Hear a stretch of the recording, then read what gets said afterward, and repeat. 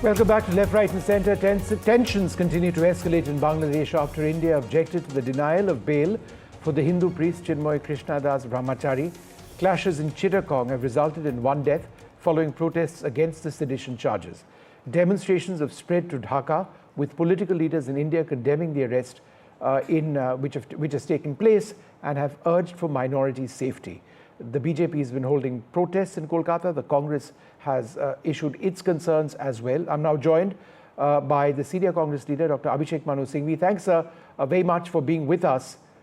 Do you believe, Dr. Singhvi, that the situation in Bangladesh is progressively spiraling out of control? I think that's more or less fair comment. I think my criticism, condemnation of Bangladesh is severe, but I wouldn't hold the Indian government blameless either. And let me explain to you, Vishnu. This is a very serious issue. It is serious enough to find this Mr. Das handled like this. It is serious enough to have the victim actually being punished and denied bail. It is serious enough to have other deaths in the last few weeks. But that is only a very small part of the story. Bangladesh is our immediate neighbor.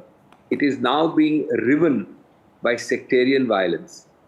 We tend to forget that this is a minority population of Hindus alone of about 8%, 1.3 to 1.4 crore persons. There are other minorities there. Now, unfortunately, that's where I would start with my condemnation of the Bangladesh.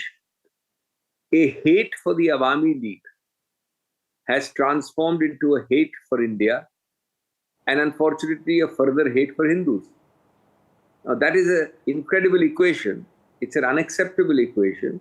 And forget India, it can lead to implosions in a country like Bangladesh itself, which, by the way, broadly since its creation in 1971 with some minor aberrations, has been a much more balanced, inclusive, secular culture than our immediate Western neighbor. Yes. So it is, I think, a very serious matter, especially for India, since we are a geographical neighbor and we cannot alter that fact. And this is simply your visceral hate for Awami League becomes your visceral hate for India and in turn for Hindus, which is a ridiculous situation. Sure.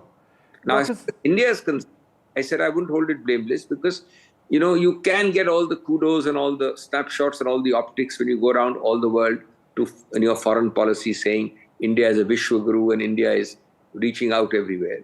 Well, you had to do something prior to the Awami League's fall, and then certainly in the interregnum of the last few months after its fall. That was the time for hard-nosed, very clever, and very strategic diplomacy. To that extent, you are not blameless. Nobody's saying it's intentional. Nobody's saying that we, want this kind of thing to happen. But then somewhere there is a failure. And it can be a very costly failure because you've got China breathing down your neck on one side. You've got other powers. Of course, you've got Pakistan. You can forget about Pakistan. But even otherwise, you have so many other geopolitical factors here that the government of India's diplomacy and its efforts, I'm not going into details whether hurry in which you gave refuge to Hasina, how you handled it, how your communication abilities were, how you articulated your stand, all of this going to a mix which is called foreign policy and diplomacy. Do you believe Muhammad Yunus, the interim leader, is not in charge? Absolutely. Even his most ardent admirers will not, virtually they will say in public, this is a puppet. He was picked up in circumstances which were designed to make him a puppet. There was a vacuum. Nature and politics both abhor a vacuum. So a pliant, pliable, accommodative, controllable puppet was found. He's a decent man by all accounts. In fact, I met him here in some official functions, though I don't know him well. He's a very moderate, sober person. But today, the position which he's in, he can neither be his natural self, because he'll be virtually assassinated, nor can he speak his natural language, which is inclusion and accommodation and carrying everybody along. And he is being led by diehards, not even of the interim council. But there's a diehard group out there which goes partly in the interim council and partly, in the erstwhile elements of that other party, Khalida Zia's party, which believes, and possibly not wrongly entirely, but that's not the answer, which believes that Hasina has kept them out for too long. So they want retribution. They don't want loaves and fishes of power. They want retribution. And he's neither here nor there. He's like completely a rudderless person. All right, Dr. Singhvi, I think you raised some really important points, and I'd like to thank you very much for sharing those with us. Dr. Abhishek Manu Singhvi, fourth-term MP, one of our finest lawyers, a senior advocate in the Supreme Court. Thanks very much, sir, for being with us. I'm joined by Major Razaul Karim from Bangladesh, Arfatul Islam, he's a multimedia journalist, Salim Samad, a senior journalist again from Bangladesh, and India's former High Commissioner to Dhaka, Veena Sikri. Ambassador Sikri, to you first. What has happened has happened. What can India potentially do now, if anything at all, through diplomacy to try and deal with this enormous vacuum which exists in Bangladesh, from a political standpoint and certainly from the standpoint of protecting minorities in that country? Well, I think first we have to say that, of course, Professor Mohammed Yunus heads the interim government. And such as it is, the interim government or caretaker government, its role is to only have elections. But I think the problem began right from day one, right from the 5th of August when Prime Minister Sheikh Hasina left the country, that the attacks on the minority community started. Absolutely unsolicited, uncalled for, without any rhyme or reason. And they were of a nature that could just not be ignored. They included rapes and killings and destruction of property. And then after that, there was attacks on the economic livelihood. And this has just continued, attacks on temples. Even the Durga Puja was held, but then there were so many instances even during that. So with the result that our Prime Minister had even spoken to Professor Mohammed Yunus about it, written to him about it, spoken to President Joe Biden about it, but it hasn't changed at all. And the attacks on the minorities have carried on to such an extent that even President Trump felt obliged to talk about the chaos in Bangladesh, the barbaric nature of the attacks on the Hindus and the Christians. And so it is clear that this is something which is being organized. Chief Advisor Mohammed Yunus does not seem to be in control. Probably the Jamaat-e-Islami is in charge. The absolutely Islamist parties are in charge. The Hizb ut-Tahrir is in charge. So maybe they're the ones who are doing this, and all the people who are being attacked are being told, leave the country, leave the country. But the younger generation among the minorities, they have taken a stand. They said, no, we are citizens of this country. We want to stay. We want our rights. And they have made an 8-point demand to the interim government, asking for a protection of the minorities, a law for the protection of minorities, a ministry for the protection of minorities, and that all the perpetrators of the attacks should be arrested and charged, and judicial justice should be provided. Yes. But nothing of this kind has happened. No, and no, it's just not at all. worse and worse. And the person asking for all this has been put in jail on sedition. So I think that we have ourselves, looking at it very seriously. We've seen the note put out by government yesterday, but the reply from the interim government was completely off the track, completely different, saying this is an internal matter. But how can you see when you have these large numbers of protesters, hundreds of thousands, and you see the police attacking them, you see the Islamist groups attacking them? How can we not take a position? Okay, so let me just go across to Major Razaul Karim.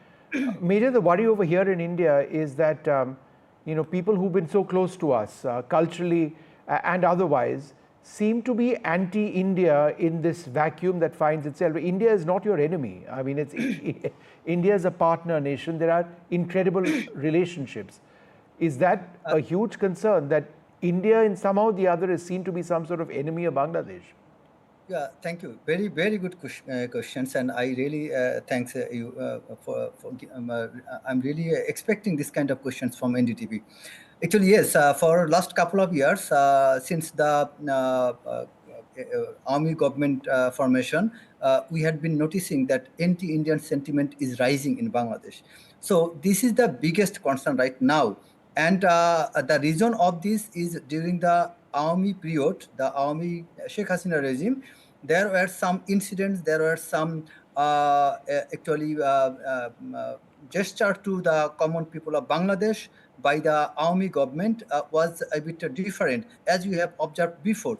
So thereby, our local Bangladeshi people, they were building such sentiment that Awami League is favoring Awami government is favoring their own party members, and that they seeking help from India specifically only for the Awami members, not for the common interest of Bangladesh. And Awami League is fulfilling the purpose of India, which is actually not. But Awami League was behaving, their action, their activities was as such that India has become the victim of that circumstances. Actually, India, any country like India will get any favor. So it's not the fault of India. If Bangladesh would have been getting such favor from Indian government, Bangladesh would never deny that. So Sure. same in case of India, as India was getting certain favors from army government, India is not supposed to deny that. But on the other hand, what happened? Our Bangladeshi common people, they had been growing anti-Indian sentiments amongst them. Yes. And which is the result, as we can see right now, especially in case of the Chinmoy Krishna Das and also the ISKCON. Yes. ISKCON is a NGO-based organization, and their purpose was very good. Their sentiment was actually reawakening the love for Sri Krishna, or reawakening the love for the God. This is not this is really a very good idea. But why then this reaction is happening in Bangladesh? The reason is, after the 5th August, basically the mindset, the disbelief, the loss of trust on the government, and also the loss of trust towards them too from the government. Okay, let me just go across to Salim Samad. Salim bhai, the role of the police is obviously critical in all of this. If there isn't effective policing, and it's not the boots on the ground, it's actually the leadership of the police, then the law and order crisis, because that's the biggest immediate crisis in Bangladesh, can never be resolved. In terms of ordering or governing the police, or for that matter the Bangladesh army, who's really doing that? I didn't get your question. Who's in charge of the Bangladesh police or the Bangladesh army? Bangladesh army is like Indian army, so this is totally a different entity. You cannot ask an army to do policing or day-to-day law and order situation. That's impossible. You cannot ask the Indian army to go to walk into Calcutta and look into the sectarian violence or wherever in Manipur. So Indian army, obviously Bangladesh army doesn't want to get involved in any of the law enforcing because they are not trained for law enforcing and crowd controlling. Sure. It's exclusively a policing issue.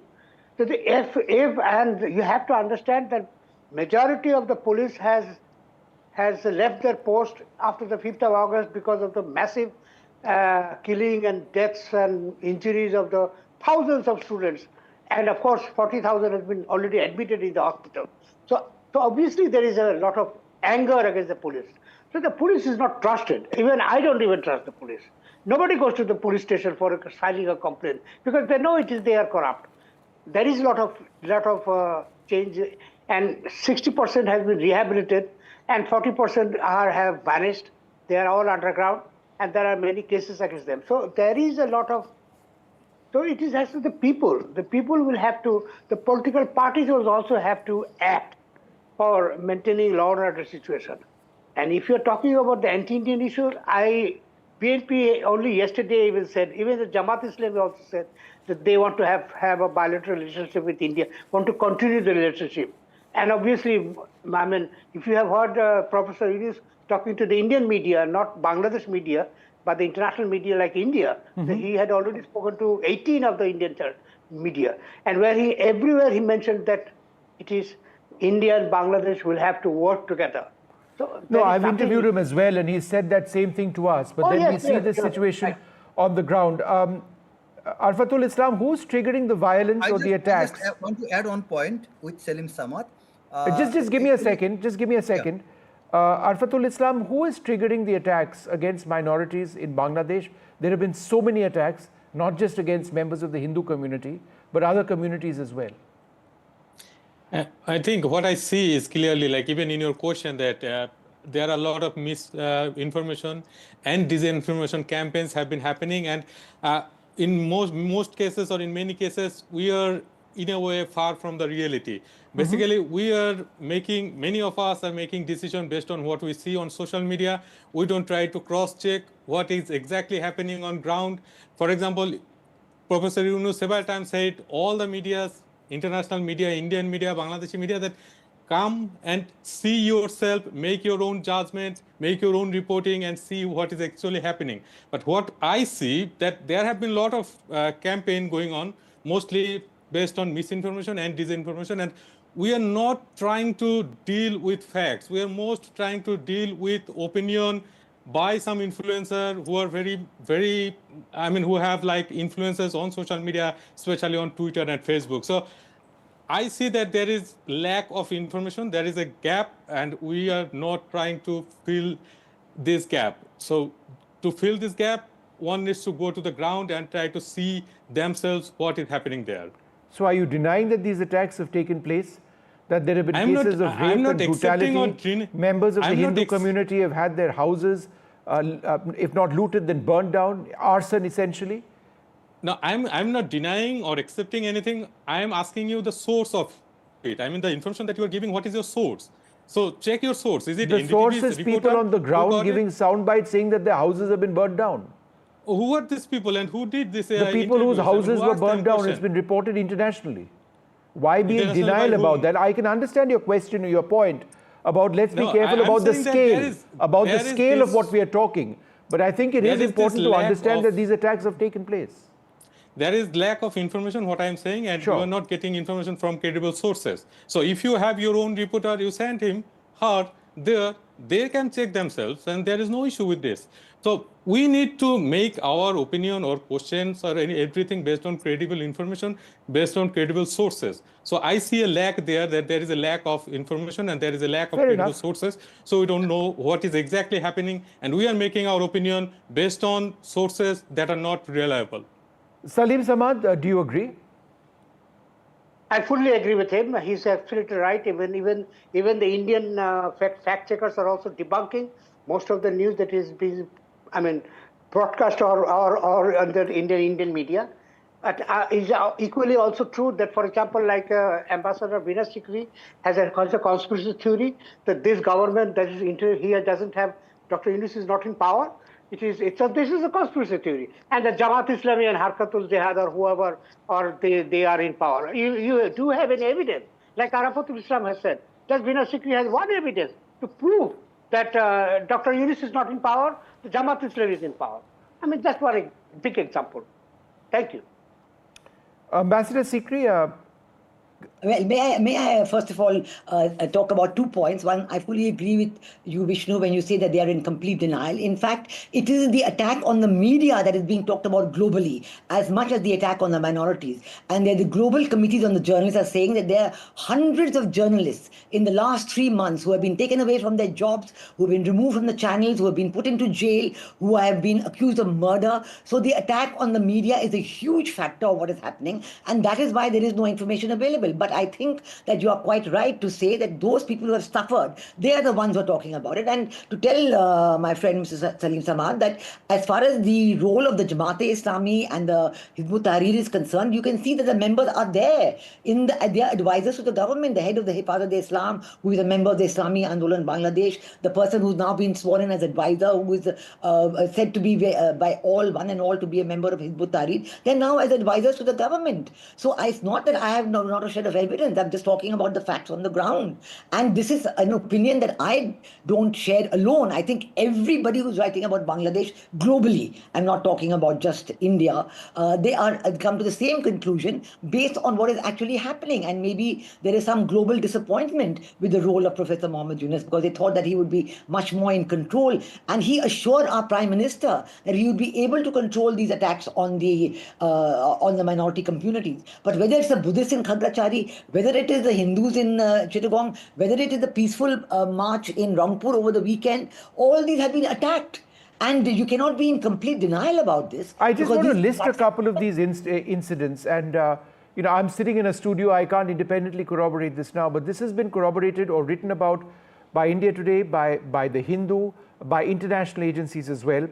At least 10 Hindu temples were attacked on the day of the resignation of Sheikh Hasina.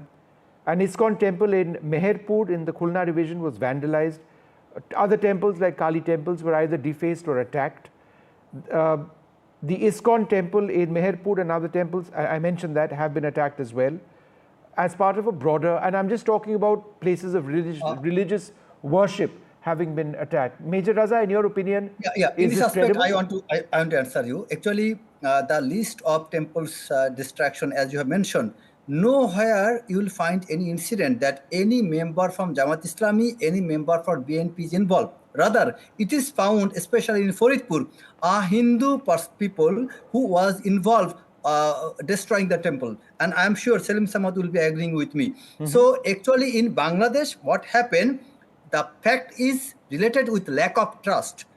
Actually, the moment after the government was changed, we saw the reaction from ISKCON and Hindu community, mistrust on the government. They whimsically thought the government is not in their favor. I will request Indian government, I will request Indian Foreign Affairs Committee, they should come to Bangladesh, they should seek cooperation, and also Bangladesh government should sit with them. Sure. And we should establish the trust for the Hindu community.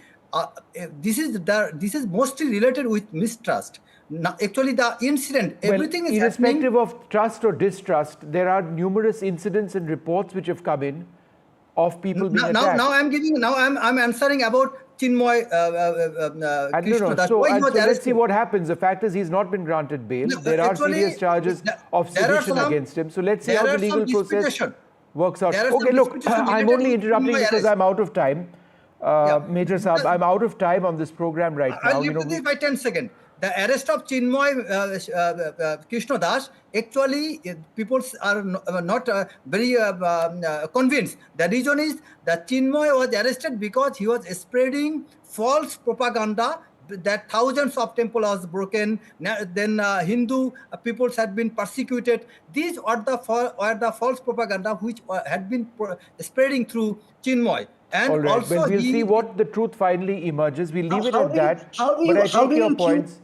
How do you accuse an organization like ISKCON, which is globally known for its social welfare work and its work regardless of religion and community, and they are now being called a radical fundamentalist organization in the courts of Bangladesh? It does sound a bit ludicrous. Look, I have to wrap this up over here. We'll revisit this topic again. I'd like to thank you all very much for being with us. We're going to take a short break at this stage. There's a lot more coming up.